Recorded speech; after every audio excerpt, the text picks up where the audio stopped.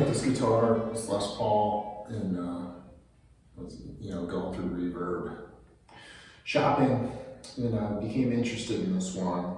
It was from an individual seller, and he described it as a Telecaster on steroids, which I didn't really take note of.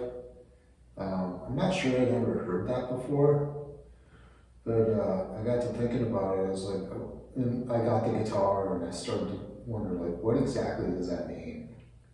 So, as I do whenever I have a question, I go to the internet, and it turns out that the Les Paul as a Telecaster on steroids is actually, I won't say it's a popular narrative, but it's not rare to see it described in that way.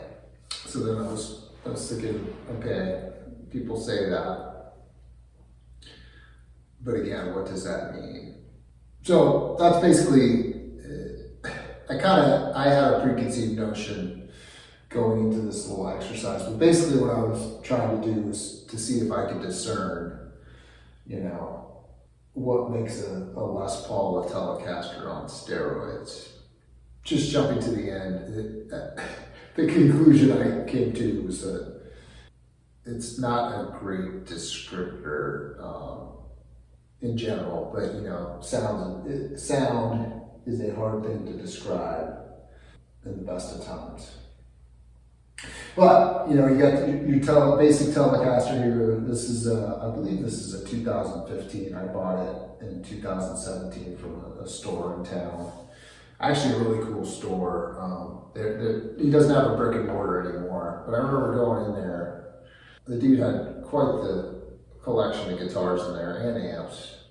And he still sells stuff through Reverb. He just doesn't have his brick and mortar. It's kind of like, I've never been to any of the big vintage stores, but he had some high-end pieces in there, and he still continues to sell them. I just remember thinking, like, man, I live in a Rust Belt city. I just don't know if he has the market here to sell guitars, but of course, for a guitar seller these days, the world is basically your marketplace.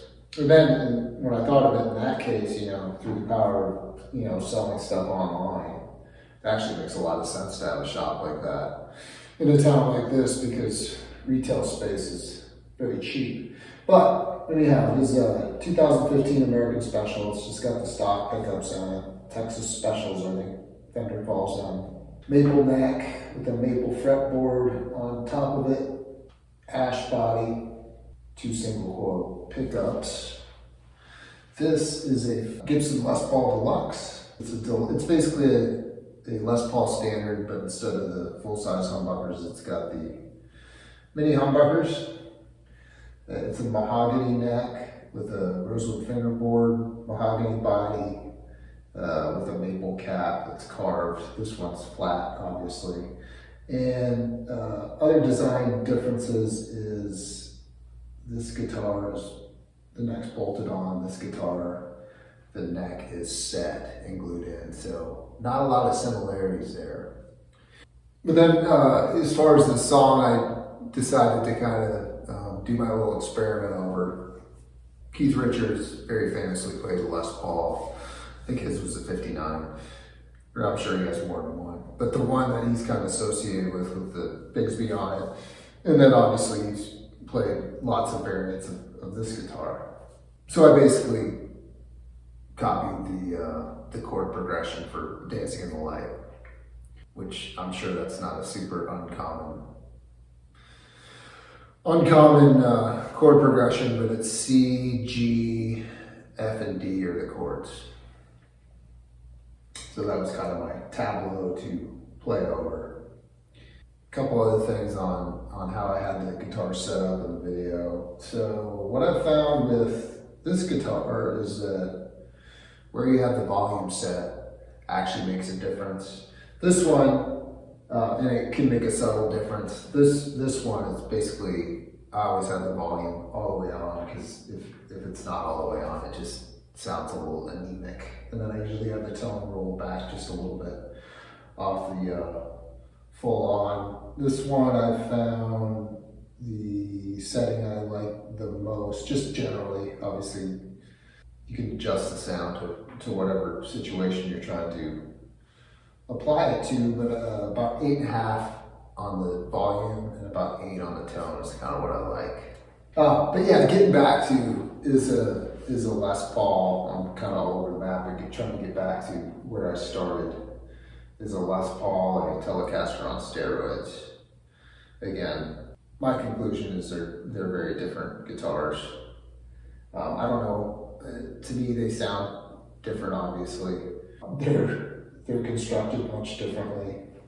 I think the reason that association, or one of the reasons that association is made between the two guitars, is they came out at a very similar time. So the guitar that was called the Telecaster, it was actually the third iteration. The first two came out in 1950, and then actually I think the Broadcaster might have came out like a year after the Esquire also.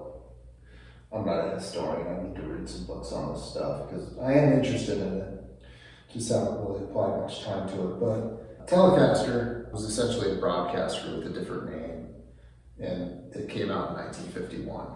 The Les Paul came out in 1952. So first solid body guitars, obviously there were iterations of this guitar, but the first solid body guitars, mass manufactured in two big companies that have stood the test of time, obviously. So there's that association with the time when they came out.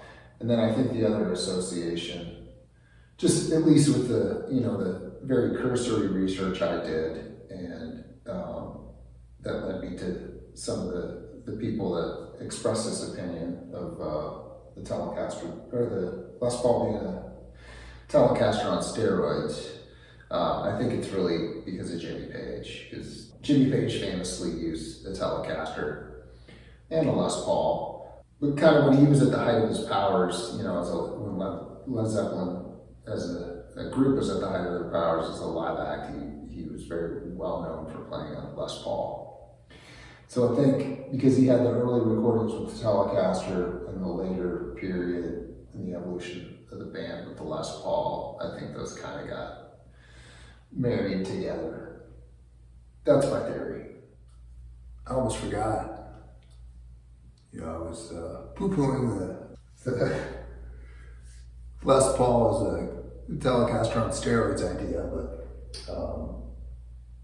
I didn't really go on record with what I think makes each guitar distinct.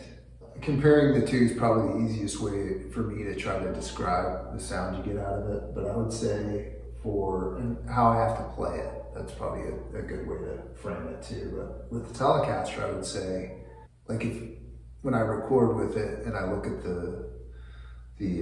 I didn't use any compression throughout this, but when I look at the waveform, it's a little spikier. So I try to minimize that, but when I play that one, not that it's hard to play by any means, but I have to be more cognizant of how I'm hitting the strings.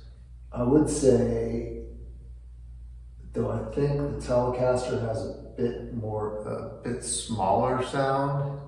That makes sense.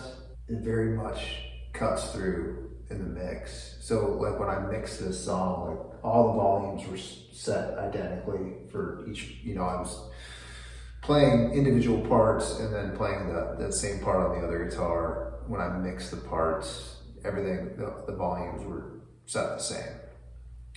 And when I look at the waveform for this one, I'm sorry, I put it away already. When I look at the waveform for the Les Paul, it's a much smoother waveform. And when I would look at it, I would expect it to be louder. I wouldn't say it was necessarily louder. I think what the Les Paul does a little bit more than the Telecaster is it has more compression built into the sound. Maybe that could be because of the pickups or just any other. I already kind of talked about how the designs are very different. And I would say with the Les Paul, because it does come across as a little more compressed, I could be a little freer with how I hit the strings, even though when I watch these videos, it's like, it doesn't even look like I'm hitting the strings, but I feel like I am when I'm playing. So yeah, that's what I would say. The Telecaster, a little more dynamic. The Les Paul, a little more compressed. Describe the sound.